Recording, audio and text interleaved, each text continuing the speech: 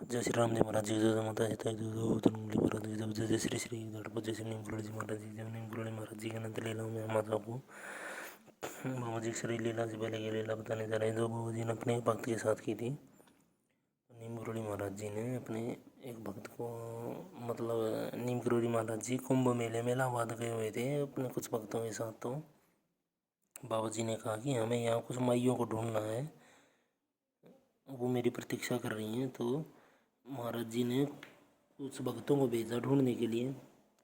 तो भगत महाराज जी को वहाँ महाराज जी से बिछड़ने के, महाराज जी को खोने के डर में वो ज़्यादा दूर नहीं गए और जल्दी वापस आ गए और महाराज जी से बोले महाराज जी हमें वो मैया नहीं मिली।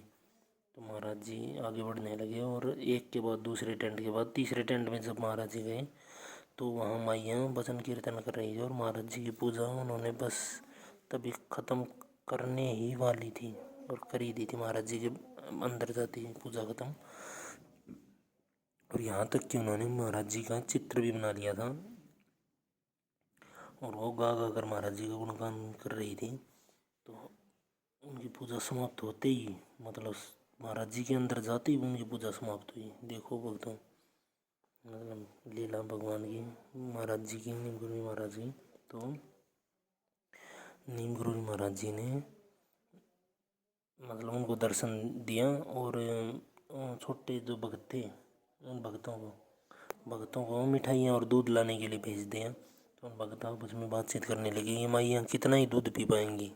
तो वो थोड़ा सा दूध और थोड़ी सी मिठाइयाँ नहीं आए। तो महाराज जी ने उनको डांटते हुए वहाँ से भगाया और कहा कि क्या तुम ये सोचते हो मुझे तुमसे मिठाई और दूधों की तुम्हारी आवश्यकता मुझे मिठाई और दूध मंगवाने के लिए है।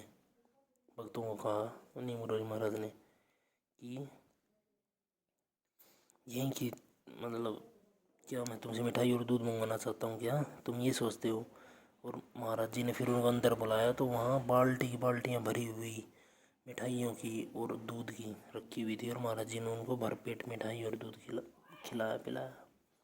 तो ऐसे हमारे नीम करोड़ी महाराज जी ने अनंत लीलाएं, अनंत कृपाएं, अनंत भक्तों पर अनंत काल से और आने वाले अनंत काल तक ऐसे ही चलती रहेंगी अनंत ब्रह्मांडों में। जय श्री नीम करोड़ी महाराज जी, सत्य सनातन धर्म।